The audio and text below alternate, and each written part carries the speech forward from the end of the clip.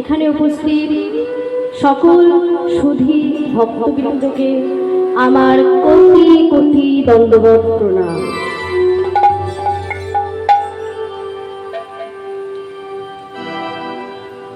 আজ আমি গ্রামের মঞ্চে আমার কীর্তন পরিবেশন করতে পেরে আমি খুবই কৃতজ্ঞ।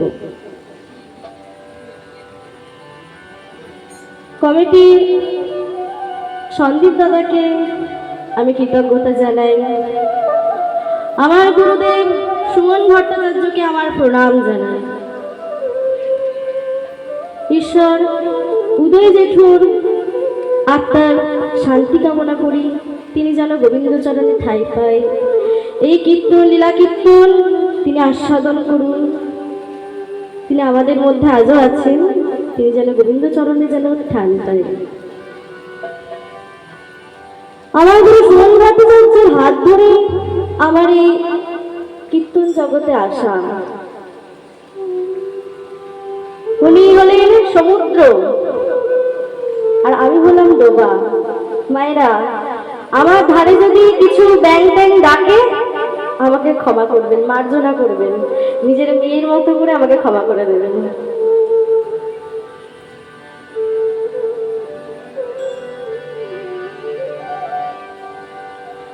বাংলা জগতে কীর্তন গানের স্থান, বাংলা পদাবলী সাহিত্যে কীর্তন গানের স্থান সবার উপরে হওয়া উচিত ছিল।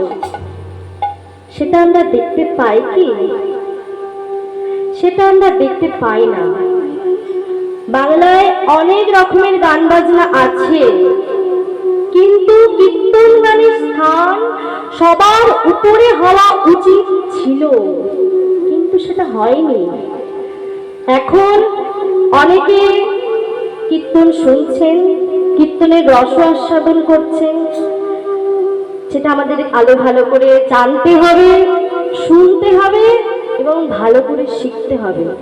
আজ আপনারা করেছেন, তাই তো আজকে এত সুন্দরভাবে কীর্তনের রসাস্বাদন করার জন্য আপনারা একত্রিত হয়েছেন। বাংলায় অনেক রকমের গান বাজনা আছে। মনে করুন একজন খেয়াল গায়ক, তিনি খেয়াল গানে কণ্ঠচর্চা করতে করতে, খেয়াল গান পরিবেশন করতে করতে তার সঙ্গীত জায়গাটাকে একটা জায়গায় নিয়ে গিয়ে স্থান করেছেন।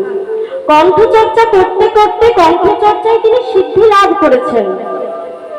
কিন্তু যে খেয়াল গানটা উনি গাইছেন তার উৎপত্তি স্থল বাংলা কি? তার উৎপত্তি স্থল কি বাংলা? তার উৎপত্তি স্থল কিন্তু বাংলা বলা যাবে না। আপনি বাঙালি হয়ে খেয়াল গানটা পরিবেশন করছেন, আপনার কণ্ঠটা বাঙালি কিন্তু গানটা কিন্তু অবাঙালি। আমি খেয়াল গানের কথা বলছি। খেয়াল, ধ্রুপদ, টপ্পা যাই বলুন না কেন, উৎপত্তি স্থলকে বাংলা বলা কিন্তু যাবে না। খেয়াল গানের উৎপত্তি স্থল যদি ধরেন তাহলে আপনাকে লখনৌ উদাহরণ দিতে হবে, না হলে আপনাকে বেনারস উদাহরণ দিতে হবে। টপ্পা গানের ক্ষেত্রে বলছি, টপ্পার উৎপত্তি স্থল পাকিস্তানের মরুভূমি থেকে টপ্পা গান উৎপত্তি লাভ করেছে, কিন্তু বিকাশ লাভ করেছে পাঞ্জাবে। ধ্রুপদ গানের ক্ষেত্রে গোয়ালিয়র, ঠুংরি গানের ক্ষেত্রে লখনৌ, পাঞ্জাব, বেনারস, কিন্তু খেয়াল গানের ক্ষেত্রে লখনৌ, বেনারস ইত্যাদি নানান জায়গায় বিখ্যাত। কিন্তু উৎপত্তি স্থল কি বাংলা বলা যাবে? বাংলা কিন্তু বলা যাবে না। বাংলায় বিকাশ লাভ করেছে, উৎপত্তি স্থল কিন্তু বাংলা নয়। রবীন্দ্রনাথ ঠাকুর বলেছেন যে কীর্তন সর্বশ্রেষ্ঠ সঙ্গীত। আমার কথা নয়, রবীন্দ্রনাথ ঠাকুর বলেছেন কীর্তন গান বাঙালির সর্বশ্রেষ্ঠ সঙ্গীত। কিন্তু কোন জায়গায় একটা কীর্তন গানের রবীন্দ্রসঙ্গীতের আসর বসেছে, তার আগে আমরা কি যে একটা সুন্দর পদাবলী কীর্তন গাইতে পারি? গাইতে পারি না। তার জায়গায় যে রবীন্দ্রনাথ ঠাকুর বলেছেন বাংলার সর্বশ্রেষ্ঠ সঙ্গীত কীর্তন গান, যে আমরা তার আগে একটা সুন্দর পদাবলী কীর্তন গাইতে পারবো কি? সেটা আমরা গাইতে পারি না। এটা আমাদের বাঙালি জাতির কাছে দুর্ভাগ্য। কীর্তন গানের স্থান সবার উপরে থাকা উচিত ছিল, প্রয়োজন ছিল, সেটা আমরা রাখতে পারিনি। এটা বাঙালি জাতির দুর্ভাগ্য। কোন বঙ্গ সংস্কৃতির গান বাজনা দেখবেন সবার উপরে কিন্তু স্থান দেওয়া হয়েছে খেয়াল গানে। তারপরে রবীন্দ্রসঙ্গীত, তারপরে আধুনিক গান, তারপরে বাংলার লোকসঙ্গীত, তারপরে যদি তাতে একটু জায়গা থাকে তখন কীর্তন ঢুকিয়ে দেওয়া হবে। মানে ভাত, ডাল, তরকারি, পায়েস, চাটনি সব করে গেছে, পাতে যদি একটু ফাঁকা পাওয়া যায় তবে কীর্তন গান ঢুকিয়ে দেওয়া হলো। কীর্তন গানের স্থান কিন্তু সবার উপরে হওয়া উচিত ছিল, প্রয়োজন ছিল, সেটা আমরা রাখতে পারিনি। যেখানেই যাবেন সেখানেই দেখবেন সবার উপরে স্থান দেওয়া হচ্ছে শাস্ত্রীয় সঙ্গীত। এখন অবশ্য শাস্ত্রীয় সঙ্গীতের অনুষ্ঠান অনেকটা কমে গেছে, কারণ শাস্ত্রীয় সঙ্গীত বোঝার মতো ক্ষমতা সবার থাকে না, শাস্ত্রীয় সঙ্গীতের রস উপলব্ধি করার মতো ক্ষমতা সবার থাকে না, সেই জন্য শাস্ত্রীয় সঙ্গীতের মান অনেকটা কমে গেছে। কিন্তু আপনি যদি পরপর ইন্দ্রাণী স্টেপ বাই স্টেপ যদি বিচার করেন, সবার উপরে স্থান দেওয়া হয়েছে শাস্ত্রীয় সঙ্গীত, তারপরে রবীন্দ্রসঙ্গীত, তারপরে আধুনিক গান, তারপরে লোকসঙ্গীত, তারপরে আমাদের এই কীর্তন গান। এটা আমরা রাখতে পারিনি, এটা বাঙালি জাতির দুর্ভাগ্য। আমরা নিজের জাতির প্রতি আমরা কৃতজ্ঞ নই, নিজের সঙ্গীতের প্রতি আমরা কৃতজ্ঞ নই। সাহিত্যের বিচার যদি করেন, ইতিহাসের বিচার যদি করেন, সঙ্গীত সাধনার বিচার যদি করেন, তাহলে কীর্তন গানের স্থান সবার উপরে হওয়া প্রয়োজন ছিল, সেটা হয়নি। কিন্তু আজকে আমরা একত্রিত হয়েছেন, একসাথে বসে কীর্তনের রস আস্বাদন করেছেন, এত সুন্দর আয়োজন করেছেন, আমি আপনাদের কাছে কৃতজ্ঞতা জানাই আমাকে এত বড় সুযোগ করে দেওয়ার জন্য। আজকে আমরা যে লীলাটি পরিবেশন করতে চলেছি তা মহাপ্রভুর ভাবটি কেমন? শঙ্করী পূরব লীলা শ্রী গৌরাঙ্গ রায়। শঙ্করী, শঙ্করী মানে কি? শঙ্করী মানে স্মরণ করে। শঙ্করী, শঙ্করী কথার অর্থ কি? স্মরণ করে। পূরব লীলা, পূর্ব জন্মের লীলা। আমরা জানি রাধা কৃষ্ণের মিলিত তনু গৌরাঙ্গ মহাপ্রভু। তা মহাপ্রভু বৃন্দাবনে বসে কি ভাব চিন্তা করেছেন, কোন লীলার কথা চিন্তা করছেন? তা বলছেন শঙ্করী পূরব লীলা শ্রী গৌরাঙ্গ রায় মুরলী শব্দ করি বদন বাজায়। মুরলী শব্দ করি মানে বাঁশির আওয়াজ বের করছেন, বদন বাজায় মুখ দিয়ে। সোজা বাংলায় যদি বলি, গৌরাঙ্গ মহাপ্রভু মুখ দিয়ে বাঁশির সুর বের করছেন। তা মুখ দিয়ে বাঁশির সুর বের করাটাকে কি যেন বলে? কি যেন বলে মুখ দিয়ে বাঁশির সুর বের করাটাকে? ওই ধরুন কলেজের 20-25 বছরের ছেলেরা সিনেমা হলের সামনে, স্কুল কলেজের সামনে একটা মুখ দিয়ে বাঁশির সুর বের করে, ওটাকে কি যেন বলে? সিটি দেওয়া বলে না? আমি যদি এখন বলি মহাপ্রভু সিটি দিচ্ছেন, এখানে যারা কৃষ্ণ অনুরাগী মানুষ আছেন তারা আমাকে একদম লাঠি নিয়ে মারতে আসবেন,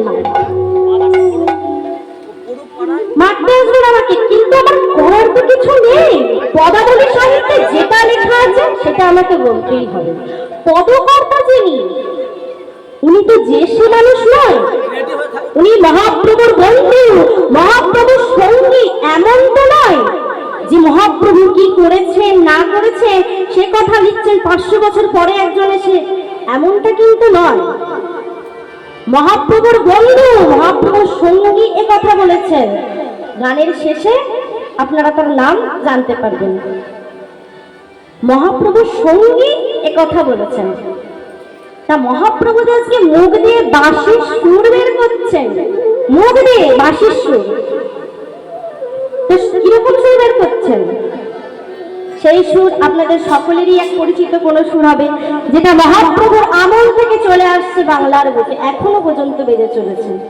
দেখুন কোন সুর।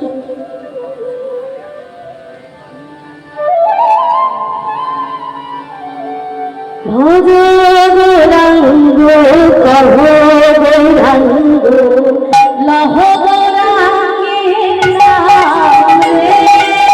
ভজ গৌরাঙ্গ কহ গৌরাঙ্গ লহ গৌরাঙ্গের নাম রে। এই সুরটা আপনাদের সকলেরই পরিচিত একটা সুর।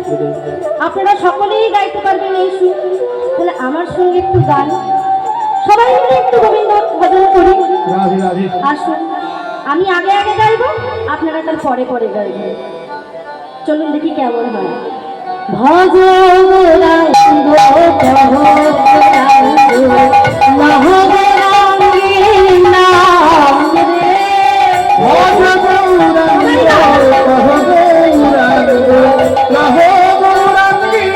নাম রে, যে জন গৌরাঙ্গ ভজে সে হয় আমার প্রাণ রে। যে জন গৌরাঙ্গ ভজে সে হয় আমার প্রাণ রে।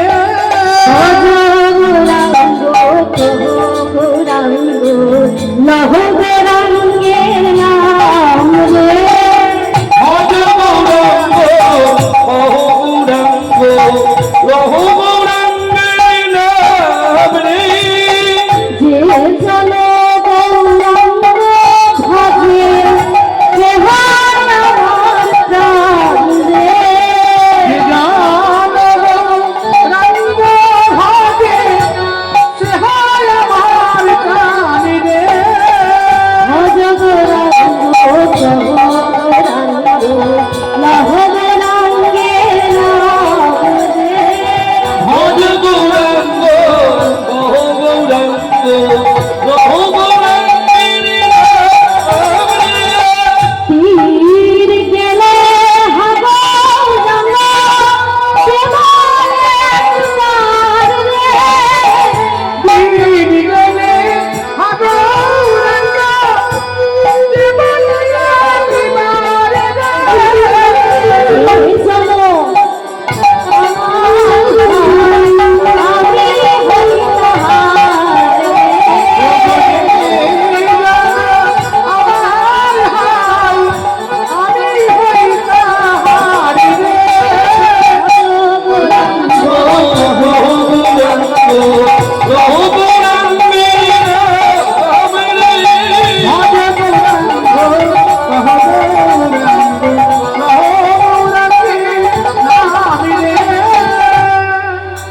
ভজ গৌরাঙ্গ কহ গৌরাঙ্গ ভক্তগণ গাইছেন। মহাপ্রভু আজকে মুখ দিয়ে বাঁশির সুর বের করছেন, মুখ দিয়ে। তা মনে করুন যদি কলেজের অধ্যাপক মুখ দিয়ে সিটি দিতে দিতে কলেজে ঢোকে, তা কোনো ছাত্র কি তাকে মানবে? কোনো ছাত্র কি তাকে মানবে মশাই? যদি কোনো কলেজের অধ্যাপক মুখ দিয়ে সিটি দিতে দিতে কলেজে ঢোকে, তা মহাপ্রভু তো আজকে মুখ দিয়ে সিটি দিচ্ছেন, বাঁশির সুর বের করছেন। কই কেউ তো কিছু বলছেন না, সবাই শুধু অবাক হয়ে মহাপ্রভুর বাঁশির সুর শুনছেন। সবাই অবাক হয়ে শুনছেন।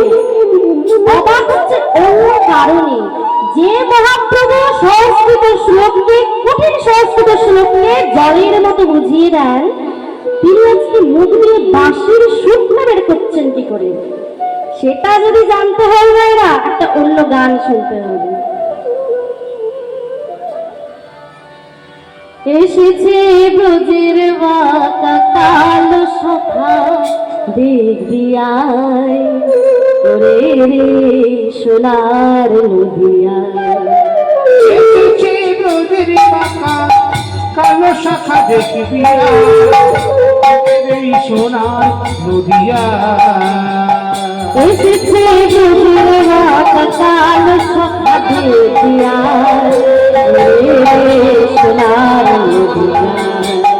এসেছে ব্রজের বাঁকা কালো শাখা দেখবি তোদের এই সোনার নদিয়া। নাই নাই নাই তার কালো বরণ নাই,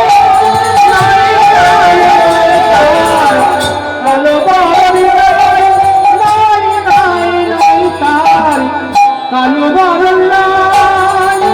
রায়ে উড়ে অঙ্গ থেকে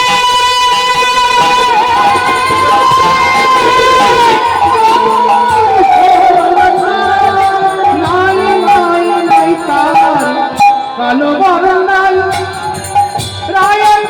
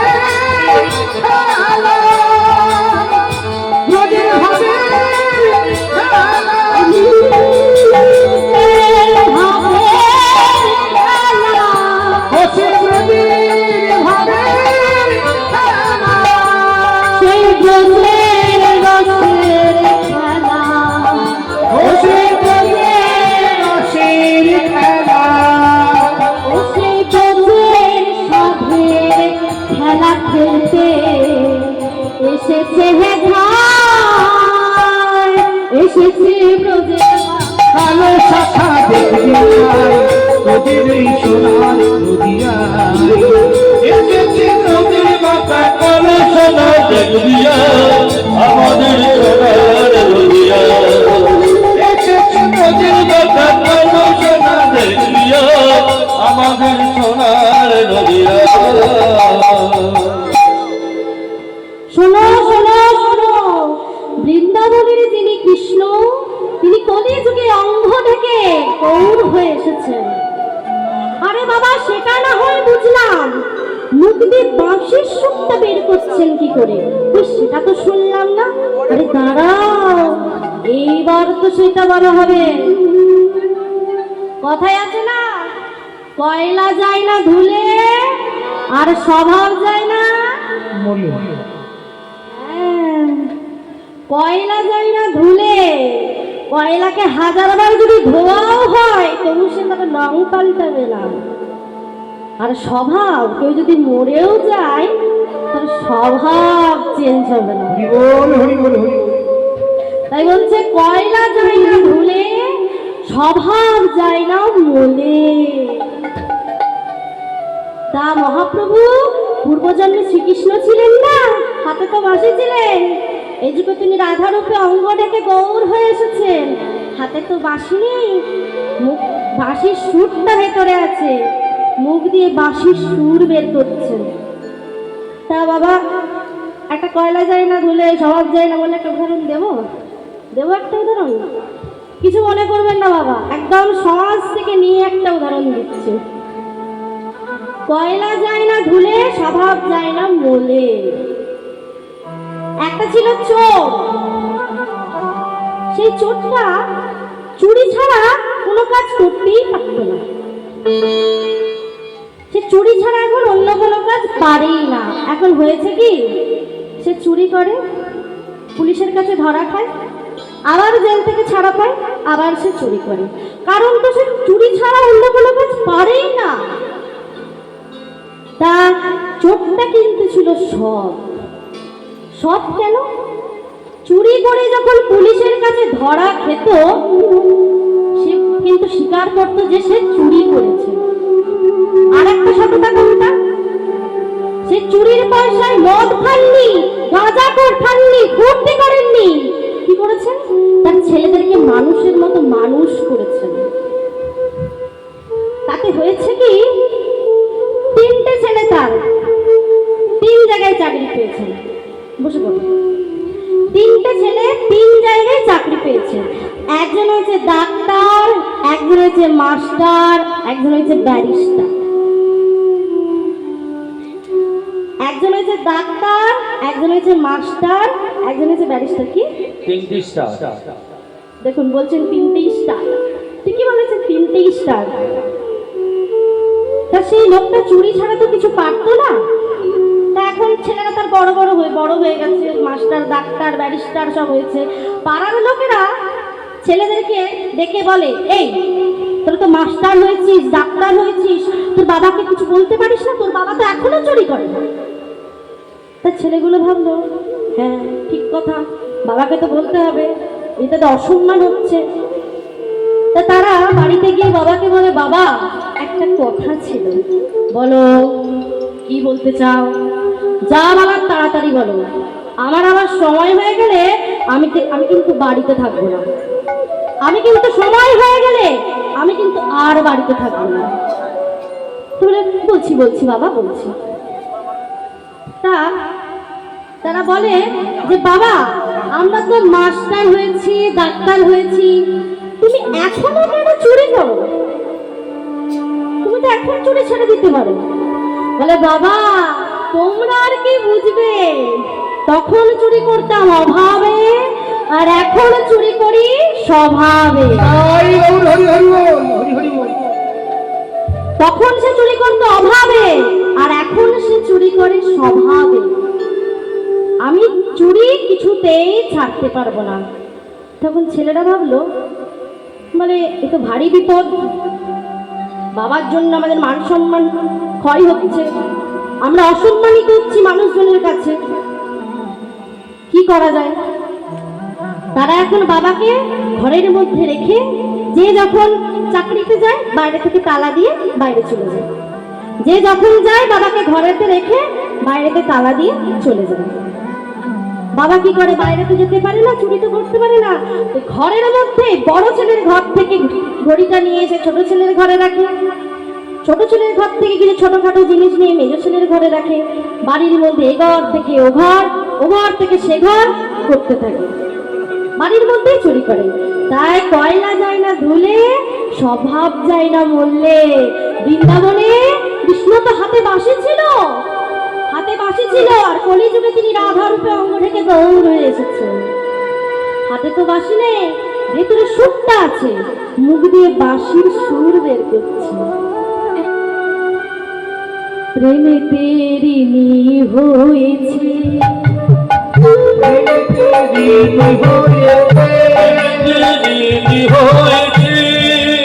কৃষ্ণ কেন বাঁশি ঠেলে আসলো? এইবার বলবো, প্রেমে তেরিনি হয়েছে, তাড়াতাড়ি হাতের বাঁশি কেড়ে নিয়ে বিদায় দিয়েছে।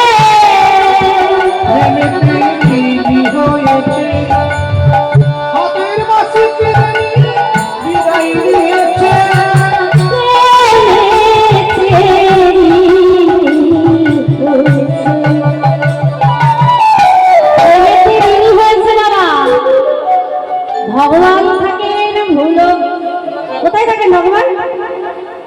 গোলকে, আর ভক্ত থাকেন ভুলকে। তাই তো রবীন্দ্রনাথ বলছেন, তাই তোমার আনন্দ আমার পর, তুমি তাই এসেছো নিচে, আমায় নইলে ত্রিভুবনেশ্বর, তোমার প্রেম হতো যে মিছে। অর্থাৎ আমার এই প্রেম সম্পদটা নেবার জন্য তোমার এত লোক, তুমি গোলক থেকে নেমে আসো আমার এই প্রেমটাকে নেবার জন্য, আমার হৃদয়ে প্রেম সম্পদটাকে নেবার জন্য তুমি গোলক থেকে নেমে আসো।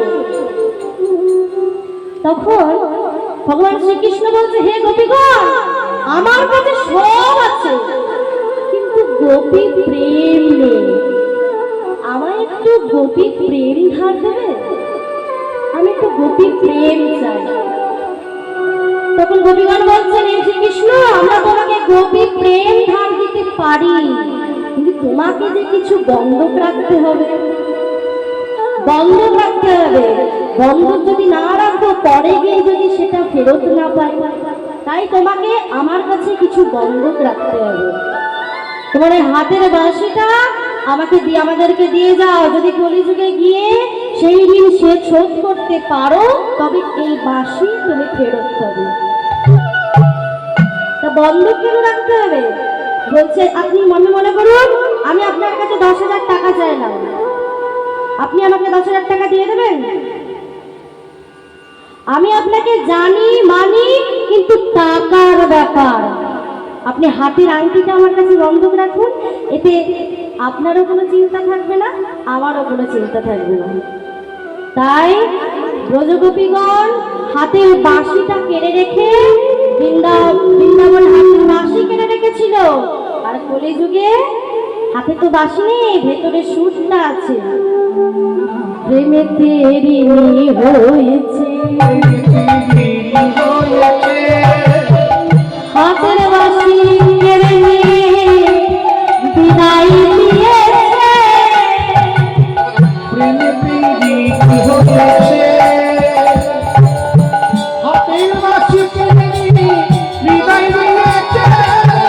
রাধা নাম সাধবে কিসে, বাঁশিটি নাম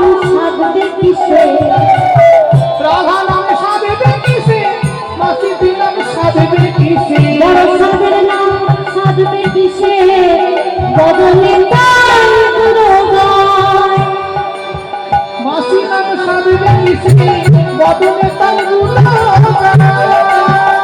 এসেছে ব্রজবাস জাল সাধে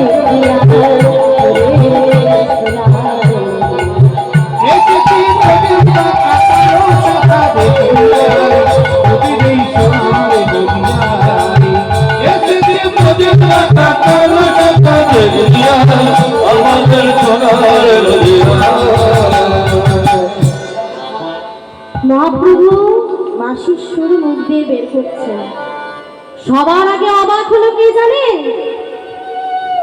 সবার অবাক হওয়া আর একজন পণ্ডিত লোকের অবাক হওয়া কিন্তু এক নয়।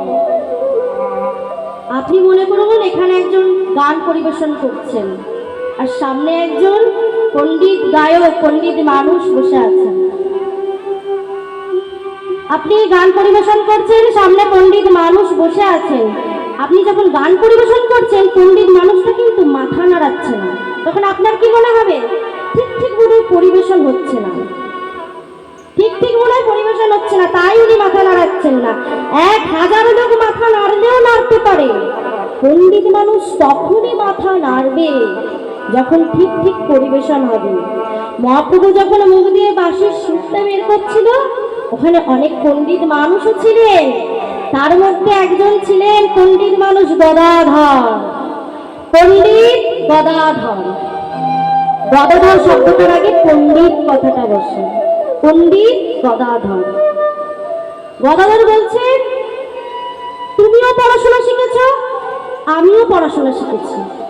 আমি পণ্ডিত আর তুমি না হয় মহাপণ্ডিত, কিন্তু মুখ দিয়ে বাঁশির সুরটা তুমি বের করছো কি করে? কই, আমি তো 1000 চেষ্টা করেও পারছি না, আমাকে একটু শিখিয়ে দেবে?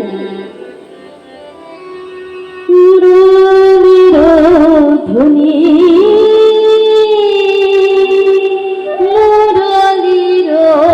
ধ্বনি ওই মুরলীর ধ্বনি, মুরলীর ধ্বনি, মুরলীর ধ্বনি শুনি গদাধর আইলো। ওই মুরলীর ধ্বনি,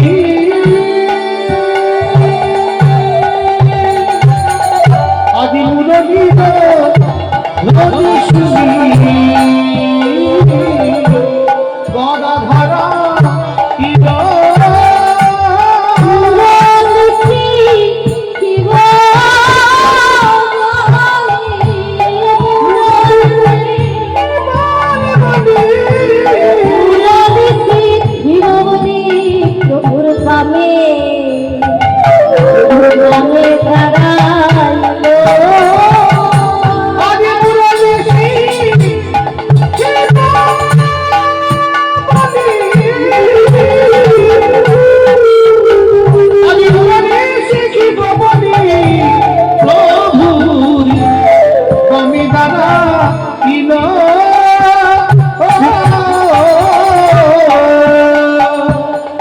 বলে শিখায় দাও হে, শিখায় দাও হে, তুমি কেমন করে বাজাও বাঁশি, শিখায় দাও হে, তুমি কেমন করে বাজাও বাঁশি, শিখাই দাও হে। তুমি কেমন করে বাজাও বাঁশি, শিখায় দাও হে, কেমন করে বাজাও বাঁশি, শিখাই দাও হে। তুমি কেমন করে বাজাও বাঁশি, ও হে প্রাণের গৌর শশীর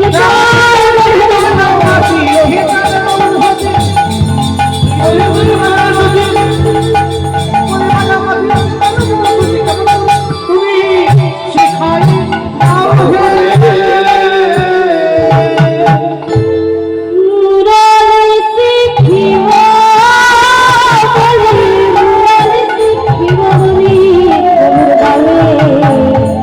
বামে তারা ইলো। আদি মুরলী শিখিব বলি, মুরলী শিখিব বলি, বামে দাদা ইলো।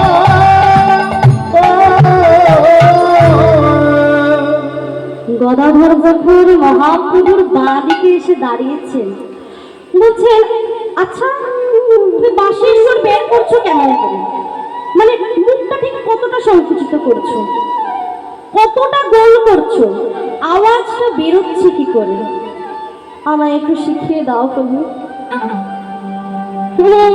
বাঁশি শিখবো বললেই তো আর বাঁশি শেখানো যায় না, আগে কিছু আদব কায়দা জানতে হয়।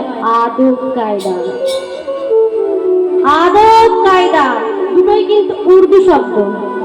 আগে আদব কায়দা শেখো, তারপরে তো না হয় বাঁশি শিখবে। মনে করুন ভারত আর পাকিস্তানের মধ্যে যুদ্ধ হচ্ছে, আপনি যে বললেন আমায় একটা বন্দুক দিন তো, আমি দুটো জঙ্গি মেরে আসি। আমায় একটা বন্দুক দিন, আমি দুটো জঙ্গি মেরে আসি। কেউ দেবে আপনাকে বন্দুক? কেউ দেবে? আগে বলবে পিঠে ইটের বস্তা নিয়ে দৌড়াও, যদি দৌড়াতে পারো তখন জানবো পিঠে বন্দুকটা নিয়েও দৌড়াতে পারবে। আগেই যদি বলেন আমাকে বন্দুক দিন, আমি দুটো জঙ্গি মেরে আসি, সরকার দেবে অনুমতি? সরকার অনুমতি দেবে না। আমি এখানে দাঁড়িয়ে কীর্তন গাইছি, আমাকে যদি এসে কেউ বলে দিদি একটা কীর্তন শিখিয়ে দিন তো, একটা কীর্তন শিখিয়ে দিন, আমি খুব সুন্দর কীর্তন গাইতে পারি, গান ভালোই গাইতে পারি, কীর্তন একটু একটু গাইতে, কীর্তন শিখিয়ে দিন না। আমি তাকে কীর্তন শেখাতে পারবো, আগে দেখবো তার পোশাকটা কিরকম। ওই কেউ যদি ফাটা জিন্স আছে না, ফাটা জিন্স ছেঁড়া জামা পরে এসে দাঁড়িয়ে আমাকে যদি বলে কীর্তন শিখিয়ে দিন, আমি আগে তাকে বলবো ভাই তুমি ধুতিটা পরে আগে দাঁড়ানো শেখো, তারপরে ধুতিটা পরে নাচা শেখো। নাচতে গিয়ে যদি বারবার তোমার ধুতির দিকে নজর করতে হয়, হাত তুলে হরিবোল বলতে গিয়ে যদি বারবার ধুতির দিকে নজর দিতে হয়, কীর্তন ভালো হবে? তাই আগে তুমি ধুতিটা পরে দাঁড়ানো শেখো, তারপরে ধুতি পরে নাচা শেখো, তারপরে তুমি এসো আমার কাছে কীর্তন শিখতে। ঠিক তেমনি বলছে বাঁশি শিখবো বললেই তো আর বাঁশি শেখানো যায় না, আগে কিছু আদব কায়দা জানতে হয়। আদব কায়দা বলে কি কি আদব কায়দা, কি কি নিয়ম? দাসুলিয়া মহা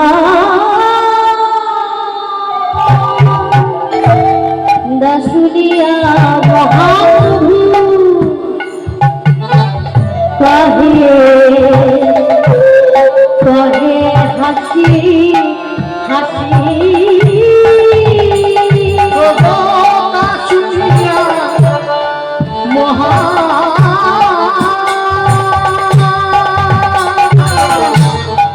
শুনিয়া মহাপ্রভু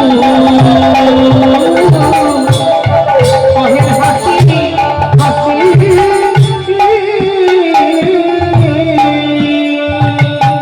ও বাবা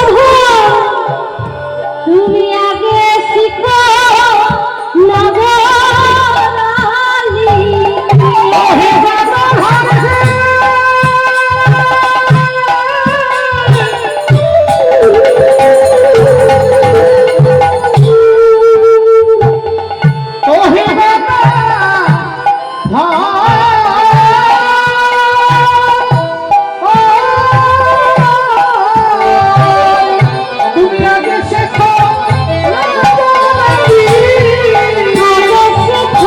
নগরালি,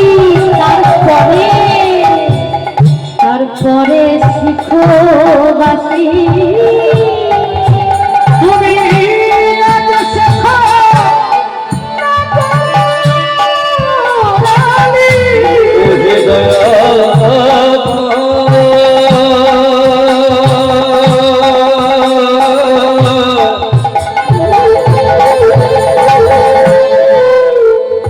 ওহে দয়া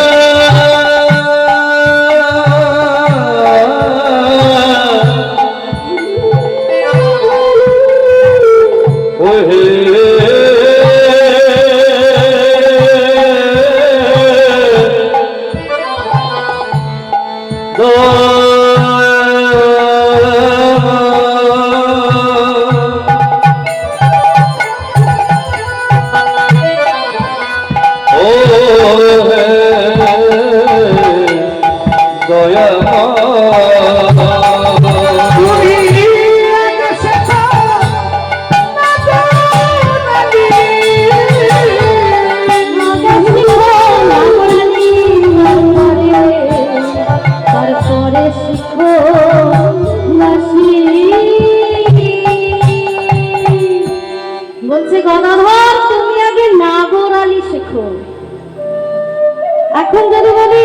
নাগরালী কথাটার অর্থ কি? নাগরালী কথাটার অর্থ কি? সবাই এখন আকাশ থেকে পড়বেন, নাগরালী কথাটার অর্থ কি রে বাবা? এখন কাউকে বলতে হয়? মিসড কল কাকে বলে? হ্যাঁ তাই তাই বল ডিলিট কাকে বলে? এখন কাউকে শেখাতে হয়? কোনো বাচ্চাকে বলতে হয় মেসেজ কাকে বলে? Missed call, delete, WhatsApp, Facebook, message কাউকে শেখাতে হয়?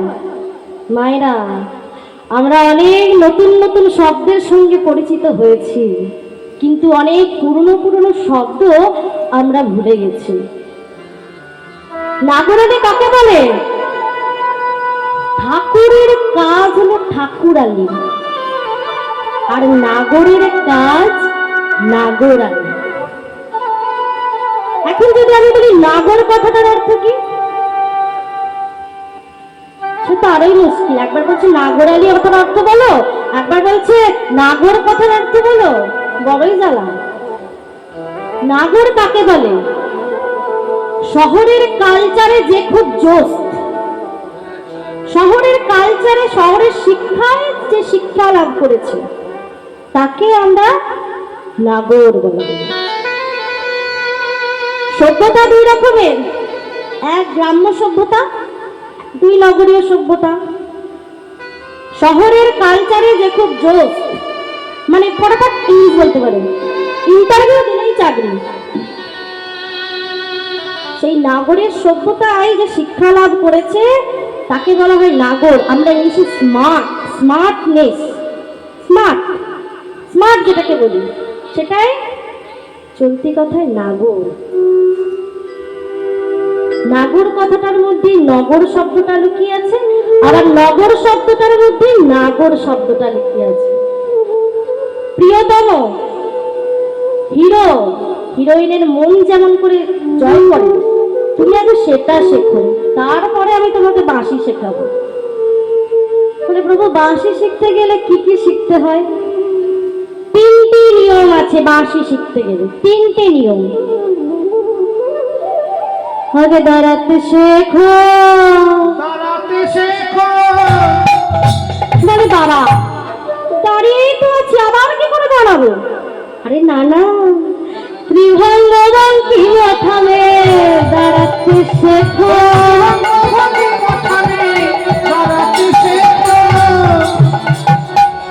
ত্রিভঙ্গ বঙ্কিমঠাম, শ্রীকৃষ্ণকে বলা হয় ত্রিভঙ্গ বঙ্কিমঠাম। কেন বলা হয় শ্রীকৃষ্ণকে ত্রিভঙ্গ বঙ্কিমঠাম? শ্রীকৃষ্ণের তিনটি জায়গায় বাঁকা। প্রথমেই ঘাড় বাঁকা, তারপরে কোমর বাঁকা, আর তারপরে চরণ বাঁকা। তিনটি জায়গায় বাঁকা, ঘাড় বাঁকা, কোমর বাঁকা, চরণ বাঁকা। পদকর্তার খুব সুন্দর উদাহরণ দিচ্ছেন গোবিন্দ দাস, তিনি সুন্দর উদাহরণ দিচ্ছেন। তিনি বলছেন শ্রীকৃষ্ণকে বলা হয় ত্রিভুবন মনমোহন, মানে তিনটে ভুবনকে যিনি জয় করেছেন তিনি হচ্ছেন ত্রিভুবন মনমোহন। শ্রীকৃষ্ণের ঘাড় বাঁকা কেন? স্বর্গের দেবতাগণ ডাকছে, তাদের ডাকে সাড়া দিতে গিয়ে ঘাড় বাঁকা। মর্তের মানুষজন তাকে ডাকছে, তাদের ডাকে সাড়া দিতে গিয়ে কোমর বাঁকা। আর পাতালে দৈত্যকুল, দানবকুল, সর্পকুল ডাকছে, তাদের মনে ভোলাতে গিয়ে চরণ বাঁকা। শ্রীকৃষ্ণের তাহলে তিনটি জায়গায় বাঁকা, ঘাড় বাঁকা, কোমর বাঁকা, চরণ বাঁকা। বলে তুমি আগে তিন জায়গায় বাঁকা করে দাঁড়াও। বলে বাবা বাঁকা করে দাঁড়ালে তুমি পড়ে যাবো। না না, কদম গাছে হেলান দাও, কদম গাছে তুমি যখনই হেলান দেবে তোমার তিন জায়গায় বাঁকা হয়ে যাবে। কদম গাছে তুমি যখনই হেলান দেবে শরীরের ভারটা তখন গাছ নিচ্ছে, শরীরের জন্য তখন কোনো চিন্তা করতে হবে না, তখন ভালো করে বাঁশিটা বাজাতে পারবে। তাই আগে কদম গাছে হেলান দিয়ে দাঁড়াও, ত্রিভঙ্গ বঙ্কিমঠামে, তারপরে বাঁশি শেখাবো। দাঁড়াতে শেখো, আগে দাঁড়াতে শেখো ত্রিভঙ্গ থামে দাঁড়াতে শেখো। বলে তারপরে কি শিখবো? তারপরে চাইতে শেখো, নয়নে মৃদু হেসে চাইতে শেখো। বলে বাবা বাঁশি বাজাবো, বাঁশি বাজাবো, আবার চাইতেও হবে? বলে হ্যাঁ, চাইতেও হবে। আর নয়নে কেন তাকাবে জানো?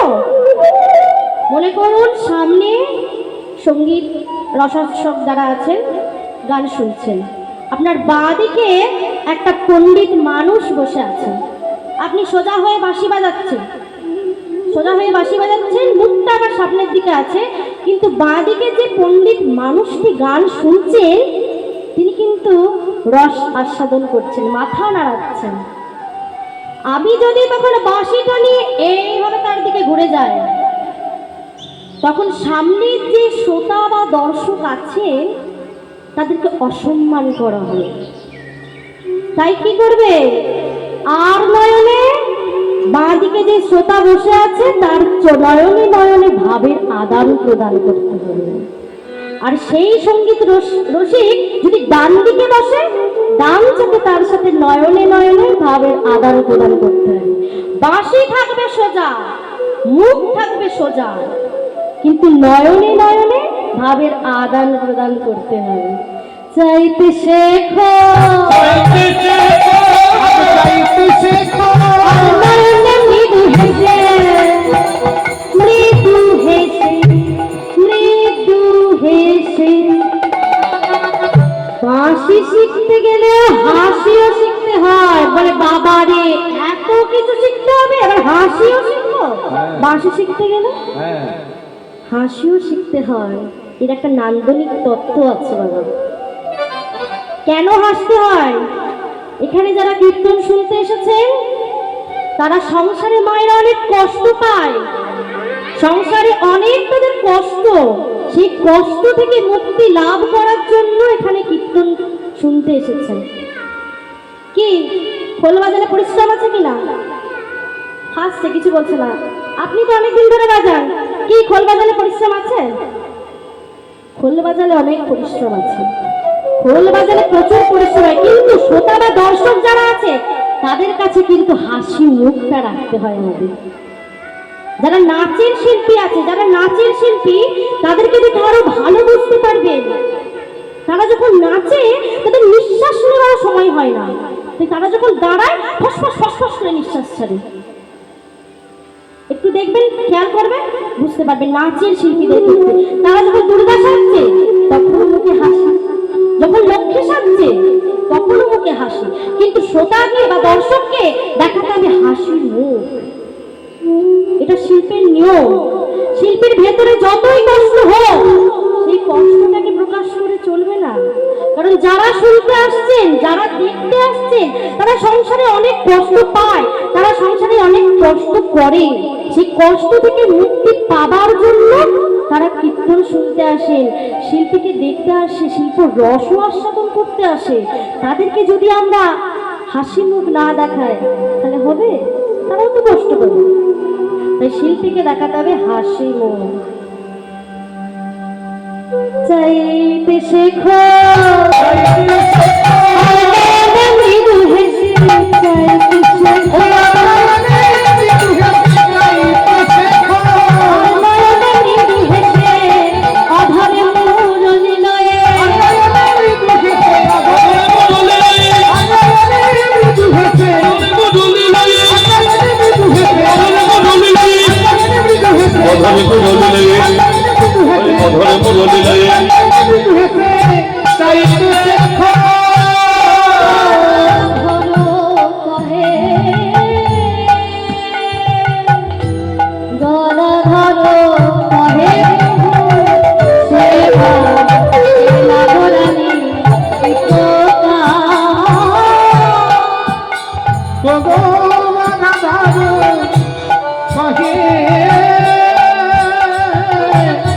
মদা ধনু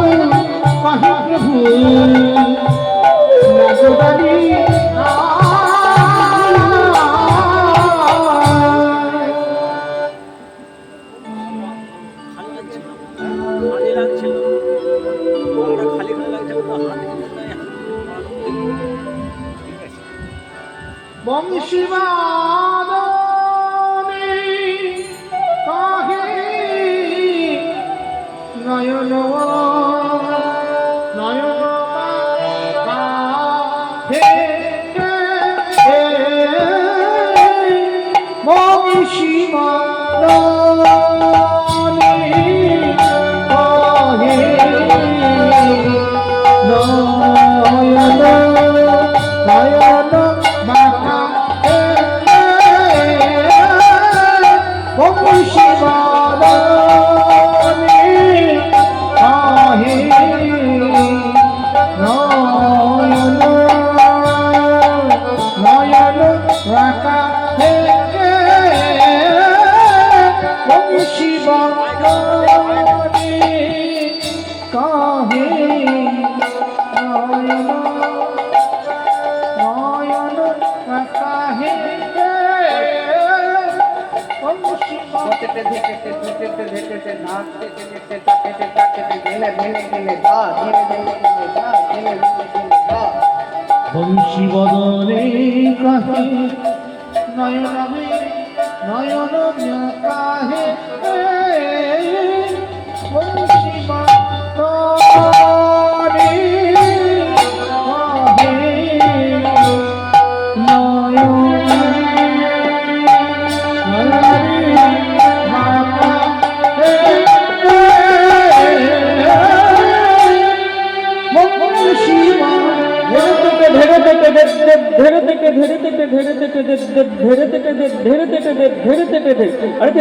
দেখে যা গুরু দেখতে খেটা গো দেখে যা গুরু দেখতে খেটা গো দেখে না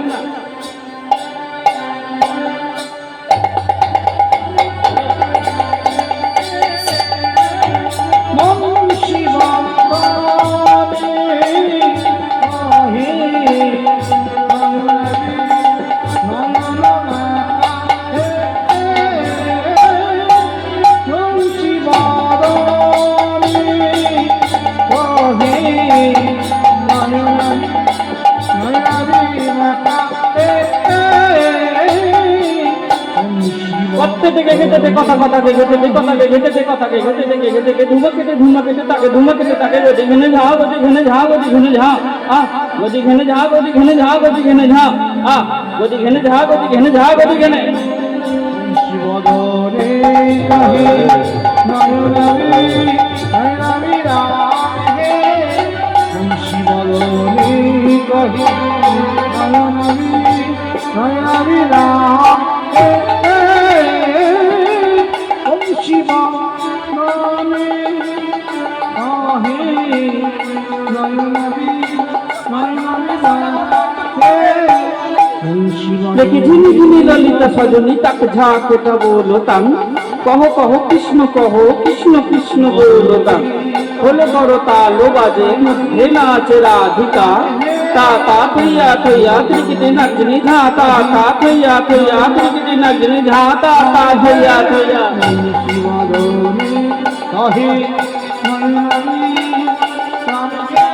আরে ভিক্ষা দেখি না হাসি না মনে প্রাণে বেদি ঘেনা প্রণাম চরণে কৃষ্ণ কৃষ্ণ বলো তো প্রিয় গদাধরে বলো তো কৃষ্ণ জগতের কর্তা হলো কৃষ্ণ জগতের কর্তা আরে তুই তাকে তাকে গদি ঘেনে যাও তো যাও তুই তাকে গদি ঘেনে যাও তো যাও তুই তাকে গদি ঘেনে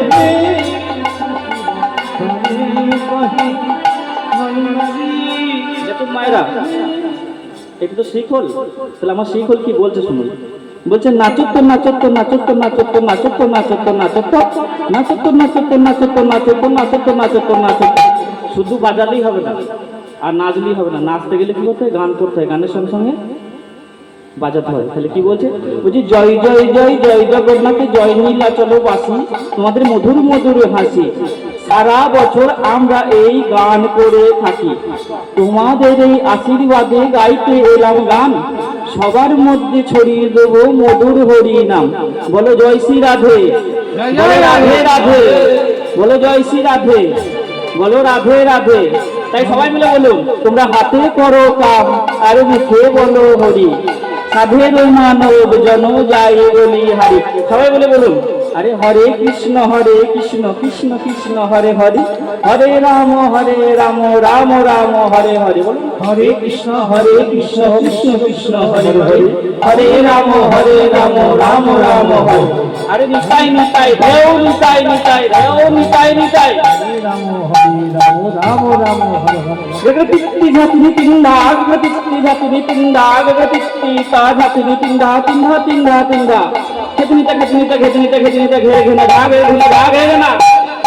বংশী বাদনে কাহে নবী রাম হে, বংশী বাদনে নবী রাম হে, বংশী বাদনে কাহে রাম হে, বংশী বাদনে কাহে নবী রাম হে, বংশী বাদনে কাহে নবী রাম হে, বংশী বাদনে কাহে নবী রাম হে, বংশী বাদনে।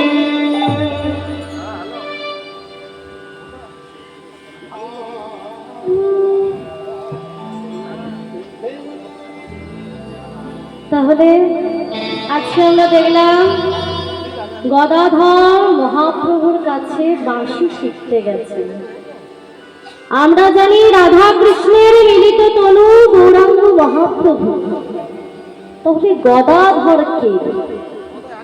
না রাধা কৃষ্ণের মিলিত তনু গৌরাঙ্গ মহাপ্রভু, এটা ঠিক কথা, কিন্তু গদাধর রাধারানীর এক অংশ।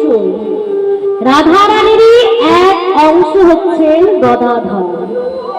রাধা কৃষ্ণের মিলিত তনুটি কেমন হবে সেইটা দেখার জন্যই রাধারানীর এক অংশ গদাধর রূপে জন্মগ্রহণ করেছেন কলিতে। তাহলে আমরা যেমন দেখলাম গৌরচন্দ্রিকায়, আমরা দেখলাম যে মহাপ্রভুর কাছে গদাধর বাঁশি শিখতে গেছেন, ঠিক সেইভাবেই আমরা দেখব বৃন্দাবনে শ্রীকৃষ্ণের কাছে রাধারানী আজকে বাঁশি শিখতে যাবেন। চলুন মায়েরা, আমাদের মনটাকে নিয়ে একটু বৃন্দাবনে যাই। বন্দে নন্দন শ্রীরাম